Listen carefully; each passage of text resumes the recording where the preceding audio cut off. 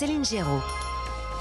Bienvenue à bord, bonjour à tous, bienvenue dans Europe 1 13h, c'est votre journal de la mi-journée sur Europe 1. Alors à la une aujourd'hui... Tous les matins quand je faisais l'interview ici, je me demandais si des historiens dans 5 ans étudient ce que nous avons fait, nous tous dans les médias. Qu'est-ce qui restera? Qu'est-ce que je peux faire qui restera et qui montre que j'ai essayé de saisir les évolutions du temps? Vous l'avez reconnu bien sûr, la voix de Jean-Pierre Elkabbach, disparu hier soir à 86 ans. Grande voix d'Europe 1. Nicolas Sarkozy parle d'un grand du journalisme. Intervieweur pugnace, exigeant et visionnaire. Il a marqué de son empreinte toute une génération. Nous reviendrons sur son empreinte justement auprès des politiques dans ce journal. Notre Constitution a 65 ans. À cette occasion, Emmanuel Macron a prononcé un discours ambitieux où il a notamment été question d'une possible extension de l'usage du référendum. Et vous, auditeurs d'Europe 1, pensez-vous qu'il faut plus de référendums sur des sujets de société tels que l'immigration? Venez témoigner, réagir dès 13h20 au 01 80 20 39 21. Les punaises de lit encore et toujours face aux nombreux signalements dans les transports. Réunion de crise pour les opérateurs de transport et les associations d'usagers ce matin au ministère. Europe 1 y était. Enfin, la Ligue des Champions, deuxième journée et un match test pour le Paris Saint-Germain ce soir dans l'ambiance bouillante et hostile du stade de Newcastle. On en parle à la fin de ce journal. En attendant, la tendance météo de ce mercredi avec vous, Géraldine Amont. Et oui, Céline, c'est le retour d'un temps sec grâce à un nouvel anticyclone qui s'installe en France. Les températures sont assez douces, de 18 à 27 degrés. Merci Géraldine et rendez-vous à la fin de ce journal pour la météo complète. Europe 1. Et on ouvre ce journal avec cette université à Marseille qui a donc décidé de fermer ses portes. La raison, des dealers se sont installés devant l'entrée de la faculté. Insécurité, nuisances sonores, étudiants et enseignants sont à bout. Une fermeture pour une semaine au minimum, Stéphane Burgat. Oui, voilà, vraiment au minimum, c'est ce que nous précise une source en interne, tout est possible. Ça dépendra en fait des personnels de l'université, accepteront-ils ou non de reprendre au bout de ce délai. Une semaine donc pour essayer de débloquer la situation, car on le voit sur les murs tagués tout autour. La place est un point de deal très actif. Le voisinage avec ce réseau fait partie du quotidien pour étudiants comme Hugo. On connaît le quartier, on sait très bien comment c'est fréquenté ici. C'est marqué sur le mur d'ailleurs, on sait très bien qu'il y a un point de deal ici. C'est marqué coffee, machin. À Marseille, ça généralement c'est quand il y a des points de deal. C'est pas facile d'arriver tous les matins ici, même tard quand on part le soir, tout ça. Ça fait peur quand même. On sait pas de quoi ces gens ils sont capables, même s'ils nous font rien, ils nous regardent juste, on sait jamais. On est sur un climat pesant, on est sur des insécurités, dans un milieu étudiant, voilà, c'est pas normal. Dans une ville comme la nôtre, c'est pas normal. Alors plusieurs solutions sont sur la table, grillager un périmètre sur cette place, voire fermer ce site et délocaliser la faculté ailleurs. Ces problèmes, on le sait, sont signalés depuis plusieurs années déjà, mais pour le doyen de la faculté Colbert, Bruno de Creuse, cette fermeture est le moyen de faire bouger les lignes. Il y a certainement un momentum pour Marseille pour faire évoluer la situation du quartier, mais c'est la seule chose que nous avons réellement observée. Et donc du coup, pour nous, le plus important surtout, c'est de remédier à une situation qui est une situation durable sur le territoire. C'est un crève-cœur pour nous. Quand on est doyen de faculté, quand on est membre d'un conseil de faculté, ça n'est jamais amusant que d'annoncer aux étudiants qu'on se met à distance. Alors la préfecture de police renforce ses effectifs sur place et revendique 84 interpellations de dealers ici cette année. De leur côté, certains étudiants contestent cette fermeture, un mauvais choix pénalisant pour eux et sans garantie que le périmètre soit vraiment sécurisé au bout d'une semaine seulement. Stéphane Burgat, correspondant Europe 1 dans le Sud-Est, et justement à propos de la relocalisation possible de cette université, sachez que la présidente, la nouvelle présidente de la métropole Aix-Marseille-Provence, Martine Vassal, s'est exprimée. Elle dit le départ de l'université du centre-ville de Marseille serait la pire nouvelle du mois. La jeunesse, la vie fuirait un centre-ville sans avenir. Voilà le symbole. Je demande donc au maire, Benoît Pavant, de mettre un terme à cette escalade de l'insécurité dans notre ville. Europe 1 13h04, la suite du journal avec Céline Géraud et Céline. Emmanuel Macron était au Conseil constitutionnel ce matin. Oui, pour le 65e anniversaire de la Constitution de la 5e République. Le discours du président était très attendu, notamment sur la question des règles du référendum. Jacques Serret, vous êtes au Conseil constitutionnel pour Europe 1. Emmanuel Macron propose d'étendre le champ d'utilisation du référendum. Oui, absolument. Emmanuel Macron propose d'élargir le champ du référendum à des sujets de société, par exemple. La question de l'extension du champ référendaire est aujourd'hui posée par de nombreuses formations politiques. Il existe encore des domaines importants pour la vie de la nation qui échappent au champ de l'article 11 de notre Constitution. Et je souhaite que nous puissions trouver collectivement les moyens de mener à son terme ce chantier. Un changement qui pourrait ouvrir la voie à un référendum sur l'immigration. Autre annonce également sur le RIP, le référendum d'initiative partagée aujourd'hui, conditionné à la signature en amont d'un dixième des électeurs, soit 4,8 millions de Français. Des règles qu'il faut revoir selon le chef de l'État. Cette procédure utile est aujourd'hui excessivement contrainte. Sa mise en œuvre doit être plus simple et les seuils permettant son usage, comme peut-être ces procédures, devraient dès lors être revus. Le président dit vouloir aussi repenser l'organisation territoriale et ouvrir une nouvelle étape de décentralisation.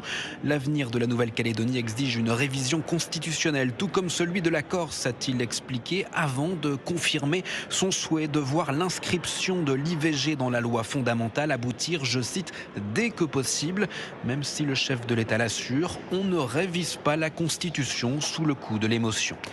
Jacques Serret du service politique d'Europe 1. Alors justement, les citoyens doivent-ils être plus souvent consultés par référendum, notamment sur les sujets de société, les questions liées à l'immigration? Est-ce que vous pensez que c'est nécessaire, urgent, indispensable? Eh bien, venez nous donner votre avis. Vous, les auditeurs d'Europe 1, on vous attend dès 13h20. Et vous nous appelez dès maintenant au 01 80 20 39 21, appel non surtaxé. Et puis sachez que le gouvernement a officialisé aujourd'hui la dissolution de l'organisation d'extrême droite Civitas. Le parti politique avait suscité la polémique après les propos antisémites tenus lors de son université d'été. Son président Alain Escada a annoncé le dépôt d'un recours. Vous écoutez Europe 1, il est 13h06, la suite du journal, Céline Giraud. Oui, dans ce journal, évidemment, hommage à Jean-Pierre Elkabbach, disparu hier soir à 86 ans. Grande voix d'Europe 1 qu'il a dirigé entre 2005 et 2008. C'était aussi un intervieweur redoutable et redouté. Près de 60 ans de carrière, régulièrement brocardé pour ses amitiés politiques. Alexandre Chauveau, il avait un rapport bien particulier avec le pouvoir et notamment les présidents. Oui, sans doute le plus politique des intervieweurs. Sa carrière commence à l'ORTF, d'où il est licencié en 1968 pour avoir fait grève. Mais 10 ans plus tard, toute la classe politique se presse pour venir ferrailler dans Cartes sur table sur Antenne 2. Jean-Pierre Elkabbach est alors réputé proche du pouvoir giscardien. C'est lui qui, le 10 mai 1981, annonce à la télévision l'élection de François Mitterrand. 2, 1... François Mitterrand est élu président de la République. Le visage blême, il est évincé de l'antenne dans les mois qui suivent, mais poursuit les entretiens politiques sur Europe 1. Et bien que classé à droite, François Mitterrand entretient une certaine bienveillance à son égard, au point de se confier longuement à lui pour un documentaire diffusé après sa mort. Il lui confiera notamment son refus de s'excuser au nom de la France pour les crimes commis par Vichy, considérant que le régime de Pétain ne représentait pas l'État français. On voit bien que d'ici au mois de juillet, on va encore vous redemander que la France présente des excuses pour ce qui s'est passé à Vichy. Votre position est toujours la même. Ils attendront longtemps, ils n'en auront pas. La France n'a pas d'excuses à donner, ni la République. À aucun moment je ne l'accepterai. Jean-Pierre Elkabbach réalisera par la suite la première interview de Nicolas Sarkozy sur Europe 1. L'ancien président a salué hier soir un passionné de politique ayant marqué toute une génération. Alexandre Chauveau du service politique d'Europe 1. Et nous reviendrons sur la carrière de Jean-Pierre Elkabbach avec le chanteur Enrico Macias qui était son ami. Ils se sont rencontrés en Algérie en 1960 et ils ne se sont plus quittés. Il sera avec nous en direct dès 13h45. La suite du journal sur Europe 1, Céline, on part maintenant en Italie avec ce drame à Venise. Oui, au moins 21 personnes ont perdu la vie hier soir à Venise lorsqu'un bus a basculé par-dessus la rambarde d'un pont et fait une chute vertigineuse avant de s'embraser. Antonino Gallofaro, vous êtes le correspondant Europe 1 en Italie. Quels sont les derniers éléments sur ce drame dont vous disposez ? Eh bien, les autorités essayent d'identifier les victimes. 14 victimes n'ont pas encore d'identité. Ces personnes pourront être reconnues grâce à leur empreinte dentaire. Elles sont mortes brûlées. Le bus hybride alimenté au méthane a en effet pris feu après s'être écrasé. Le bilan est définitif, 21 morts, dont 5 Ukrainiens, un Allemand et le chauffeur du bus, un Italien. Parmi ces victimes, il y a aussi 2 mineurs. Tous les passagers étaient des touristes. Il y a aussi parmi les blessés au moins un Français, des Espagnols, des Autrichiens et des Croates. Les autorités enquête sur les causes de l'accident. Ce matin, les forces de l'ordre ont analysé la barrière de sécurité qui n'a pas réussi à retenir le bus, mais aussi l'asphalte. Il s'agit de comprendre si le bus a freiné ou non avant l'accident. Le préfet de Venise, ce midi, n'a exclu aucune piste. Un autre véhicule pourrait être impliqué dans l'accident. Une autre hypothèse, le chauffeur du bus aurait eu un malaise. Les autorités étudient aussi les vidéos des caméras de surveillance pour comprendre exactement ce qui s'est passé. Merci Antonino Gallofaro, correspondant Europe 1 en Italie. Allez, on reste ensemble bien sûr. Dans quelques instants, réunion de crise au ministère des Transports pour traiter l'urgence des punaises de lit. La France, championne du monde des ralentisseurs. Mais ils ne sont pas tous aux normes. Et le PSG en Ligue des Champions ce soir à Newcastle. À tout de suite sur Europe 1. Vous écoutez le journal de Céline Giraud sur Europe 1. Europe 1, 13h. Céline Giraud. La série Lupin revient sur Netflix. J'ai pris la décision de vous prévenir à l'avance que je m'apprête à dérober votre perle noire. Vous en connaissez beaucoup, vous, des braqueurs qui vous invitent à leur casse? J'ai un plan, Ben. C'est un gros coup, mais il est chaud. Sur une échelle de 1 à 10, on est comment? Un petit 12. Bien sûr. T'es vraiment cinglé, Hassan. Lupin partie 3, dès demain, seulement sur Netflix. Renault. Parlons de la voiture française la plus vendue au monde. Parlons de Renault Clio et de sa nouvelle version e-tech full hybride. Jusqu'à 80% de conduite électrique en ville. Clio existe aussi en version essence dès 170 € par mois. Portes ouvertes du 12 au 16 octobre. En cycle urbain, selon données WLTP, Clio Essence Evolution SCE 65 hors option. LLD 37 mois, 30 000 km, premier loyer de 2 500 €. Réservé aux particuliers du 1er au 31 octobre si accordiaque, voir Renault.fr. Au quotidien, prenez les transports en commun.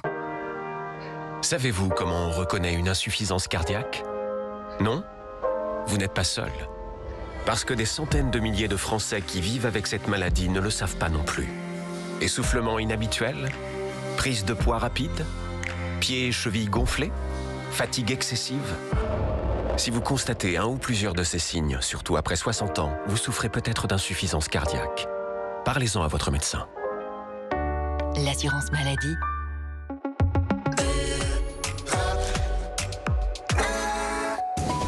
Europe 1, 13h. Europe 1, il est 13h11, vous écoutez le journal de Céline Giraud et ce mercredi 4 octobre, Céline, les punaises de lit font encore l'actualité. Et oui, après la publication sur les réseaux sociaux de plusieurs vidéos qui attestaient la présence de ces bestioles dans les transports en commun, les principaux opérateurs de transport et les associations d'usagers étaient reçus ce matin par le ministre Clément Beaune.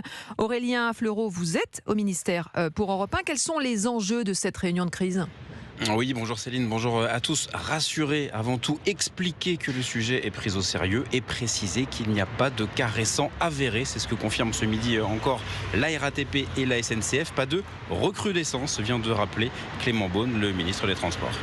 Je prends deux exemples très concrets. Il y a eu ces derniers jours une dizaine de signalements à la RATP. Parfois, ces signalements sont liés au fait qu'on a beaucoup parlé du sujet, mais il faut les prendre au sérieux. Une dizaine de signalements, ils ont tous été vérifiés et 0 cas avéré. À la SNCF, il y a eu 37 cas de signalement dans les trains ces derniers jours. Tous vérifiés, 0 cas avéré. Il ne faut pas considérer qu'il n'y aura jamais de problème et jamais de difficulté. Mais quand il y en a une, il y a un traitement. Il y a un traitement curatif, il y a des traitements préventifs, c'est tous les 60 jours à la SNCF. Et dès qu'il y a un cas signalé, et c'est important, il y a une vérification qui est faite. Transparence totale, a promis Clément Beaune. Les données des opérateurs de transport seront publiées tous les 3 mois. Il a demandé des protocoles renforcés, une intervention plus rapide quand cela est nécessaire. Il faut répondre à la préoccupation, mais pas d'angoisse, a conclu le ministre des Transports. Merci Aurélien Fleureau du service économie d'Europe 1. Et sachez qu'à 13h30, on va revenir sur la dimension politique que prend désormais ce sujet des punaises de lit. À moins de 10 mois des Jeux Olympiques, c'est aussi l'image de la France qu'il faut soigner. Alors qu'en pensez-vous? Êtes-vous inquiet? Venez témoigner et poser vos questions à notre spécialiste des nuisibles, Nicolas Roux de Bézieux, qui sera avec nous. On vous attend. Vous nous appelez dès maintenant au 01 80 20 39 21. Et pendant ce temps-là, une requête a été déposée par l'association varoise pour une mobilité sereine et durable auprès du Conseil d'État. Pour quelle raison? Eh bien pour protester contre les ralentisseurs. En France, on dénombre près de 450 000 dodanes. Ils sont censés faire ralentir les véhicules. Et avec la limitation à 30 km/h en centre-ville, c'est vrai qu'ils fleurissent un peu partout. Le président de cette association, Antonin Morel, veut tout simplement les supprimer. Écoutez.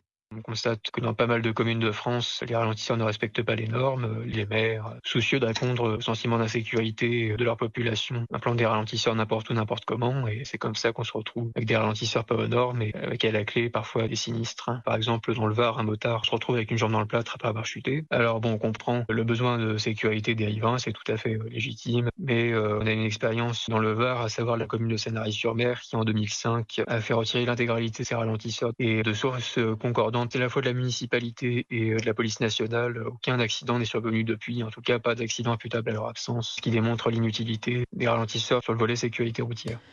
À suivre justement ce recours, propos recueillis par Antoine Bienvaux. En bref, sachez que le prix Nobel de chimie a été attribué à 3 chercheurs basés aux États-Unis, le français Mounji Bawendi, Louis Brousse et Alexei Ekimov, qui travaillent pour la découverte et la synthèse de points quantiques. Place au sport dans le journal de Céline Giraud avec une soirée de Ligue des Champions. Et oui, après la victoire éclatante de Lens, héroïque, 2-1 hier soir à Bollaert face à Arsenal, les 100 or sont premiers de leur groupe, quand même, bravo. Eh bien, c'est au tour du PSG ce soir, sur la pelouse de Newcastle, de convaincre. Après leur succès face à Dortmund, sans véritablement nous épater, Cyril de la Morinerie, le PSG va-t-il enfin se réveiller ? Oui, les Parisiens espèrent décrocher un succès ce soir à Newcastle pour lancer véritablement leur saison. Car ce PSG est encore sur courant alternatif, capable d'écraser Marseille, mais aussi de s'incliner contre Nice. Lucas Hernandez reste donc sur ses gardes. Le défenseur parisien a d'ailleurs demandé des renseignements à son frère Théo, qui vient d'affronter le club anglais avec l'AC Milan. Mon frère m'a dit que c'est une équipe très solide, défensivement, avec des joueurs offensivement qui vont très vite devant et font des bons contre-attaques. Car en effet, aux Magpies de Newcastle, comme on les surnomme, club transformé depuis son rachat par un fonds souverain d'Arabie Saoudite et composé de joueurs moins clinquants que ceux du PSG, Laurent Robert, qui a porté le maillot des 2 équipes, se montre lui aussi prudent. Devant leur public, ils vont vouloir faire un résultat, marquer ce premier but pour la Champions League et du coup ça va être un match très très difficile. Match très difficile, d'autant que ce soir l'ambiance à St James Park promet d'être bouillante.